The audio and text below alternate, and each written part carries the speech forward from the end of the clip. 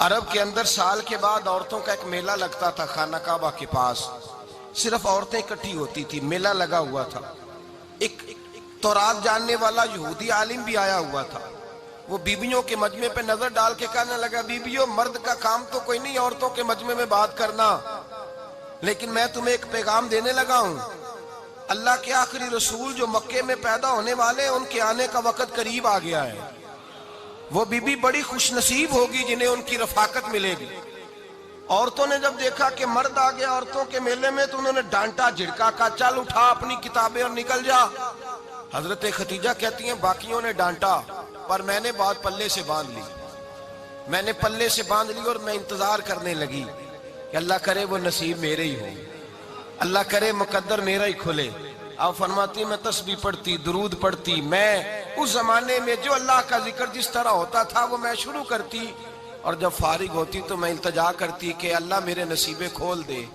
کہتی ہیں آہستہ آہستہ آہستہ آہستہ میں حضور کی تعریف سننے لگی، آہستہ آہستہ تعریف سننے لگی۔ نبی پاک صادق ہیں، امین ہیں، سچے ہیں، دیانتدار ہیں، اس برے اور میلے معاشرے میں بھی وہ سب سے اعلیٰ بھی ہیں اور سب سے اجلے بھی ہیں، وہ سب سے پاکیزہ ہیں۔ میں سننے لگی تعارف، آہستہ آہستہ میں ان کی گرویدہ ہونے لگی۔ ادھر نبی پاک صلی اللہ علیہ وسلم اپنے چچا جناب ابو طالب کے پاس رہتے تھے، قحط آ گیا، حالات بگڑ گئے۔ حضور سید عالم صلی اللہ تعالی علیہ وسلم سے چچا کہنے لگے بیٹے اگر مال تجارت لے کے شام جاؤ تو بڑا نفع کماؤ گے، ہمیں ضرورت بھی ہے، اور اگر ہو سکے تو ختیجہ کا مال لے کے جاؤ۔ نبی پاک نے کہا چچا میں نہیں کہوں گا کسی سے جا کے، میں نہیں کہتا کسی سے جا کے، جو میرے نصیب میں ہوگا میرا رب خود عطا فرمائے گا، میں نہیں کہوں گا۔ مصطفیٰ نے تو نہیں کہا۔ حضرت ختیجہ رضی اللہ تعالیٰ عنہ کہتی ہے میں نے خود اپنی خادمہ کو بھیجا، میں نے کہا جا کے پوچھو تو صحیح کہ میرا مال قبول ہوتا بھی ہے کہ نہیں، پوچھو۔ نبی پاک صلی اللہ علیہ وسلم سے پوچھا، حضرت ختیجہ کی خواہش ہے کہ آپ مال لے کے جائیں، حضور نے قبول کر لیا۔ جناب ختیجہ الکبریٰ رضی اللہ تعالیٰ عنہ کے غلام تھے، میسرہ ان کا نام تھا، جناب ختیجہ نے ان کو ساتھ بھیجا۔ فرمایا تین باتیں ارشاد فرمائی، ایک تو فرمایا سارا رستہ غور سے دیکھنا میرے نبی کے ساتھ کیا معاملات درپیش ہوتے ہیں، ابھی اعلان نبوت نہیں کیا، فرمایا ذرا غور کرنا، میرے مصطفیٰ کا مطالعہ کرنا اور مجھے واپس آ کے سبق سنانا، وہ جو تم نے چہرہ بددعا کی تلاوت کی ہو ذرا مجھے واپس آ کے سنانا۔ جنہاں نے دل بر جانی ڈٹھا ہو اکھیاں ہی تک لیاں، تو ملے ہوں تے ساجن ملیا ہوں ناساں لگ پئیاں، ذرا جا کے نا تلاوت کرنا اور مجھے دکھ۔ اور دوسرا فرمایا تم میرے غلام ہو تو مصطفیٰ کے بھی غلام بن کے رہنا، میں سنتی ہوں کہ کردار کے، افکار کے، نظریات کی، عظمت کے بلند و بالا، وہ جیسے کہیں ویسے کرنا۔ اور تیسری حضرت ختیجہ نے نصیحت فرمائی، فرمایا محمد ابن عبداللہ صلی اللہ علیہ وسلم کی رائے سے اختلاف نہ کرنا، یہ چلتے ہوئے معاہدہ کیا، جو وہ کہہ دے سو کر جانا۔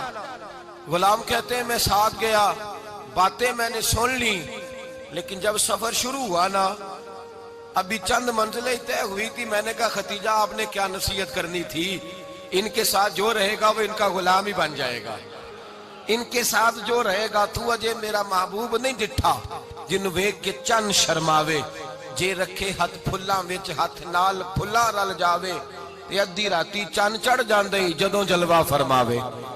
مایا جو بھی ساتھ رہتا غلام ہو جاتا۔ میسرہ کہتے میں گیا، تجارت شروع ہوئی، کہتے ہیں نبی پاک صلی اللہ علیہ وسلم جب منڈی میں پہنچے تو لوگ قسمیں اٹھا اٹھا کے مال بیچ رہے تھے۔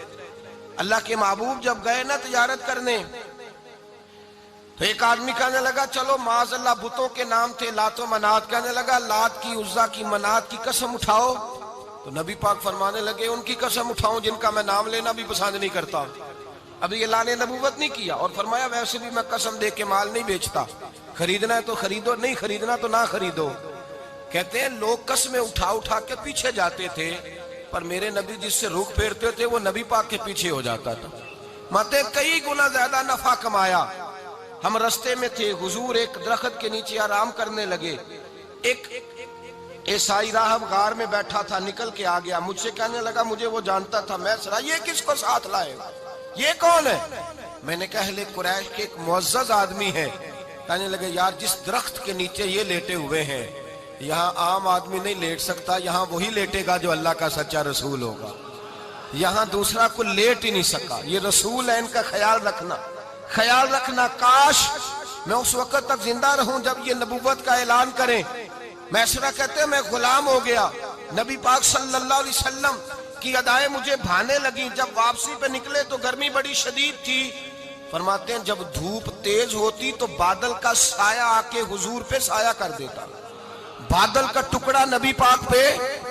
اللہ جانے کہاں بیٹھ کے لوگوں نے کتابیں پڑھی ہیں جو کہتے ہیں 40 سال کے بعد نبی بنے تھے. پتہ نہیں کہاں بیٹھ کے کتابیں پڑھی ہیں. ہم نے تو جو سیرت پڑھی ہے وہ بتاتی ہے کہ تیری حیات پاک کا ہر لمحہ پیغمبر لگے، ہر لمحہ پیغمبر لگے.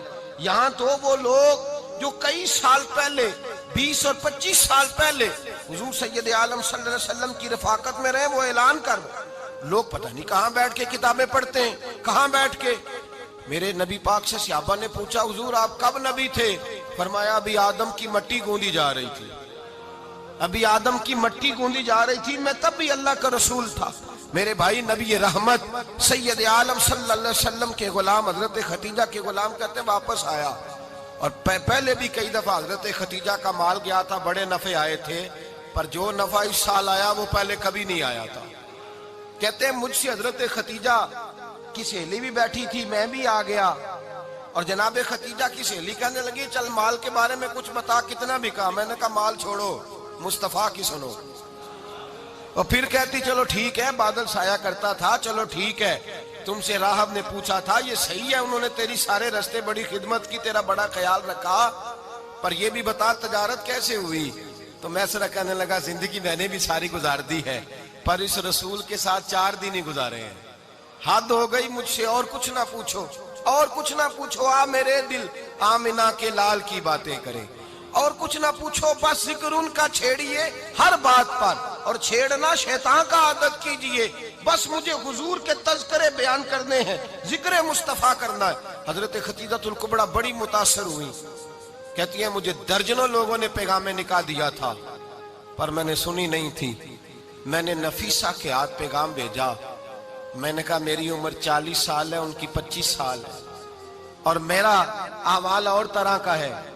وہ شہنشاہ ہے، جا کے پوچھو تو صحیح، بھلا میں قبول ہوتی ہوں؟ پوچھو. نفیسہ کہتی ہیں میں آئی تو وہ خاتون جن کے لیے لوگ بڑے بڑے قریش پیغام دیتے تھے، پیغام لے کے آئی. تو رسول پاک نے عجیب رنگ بیان کیا اپنی سیرت کا.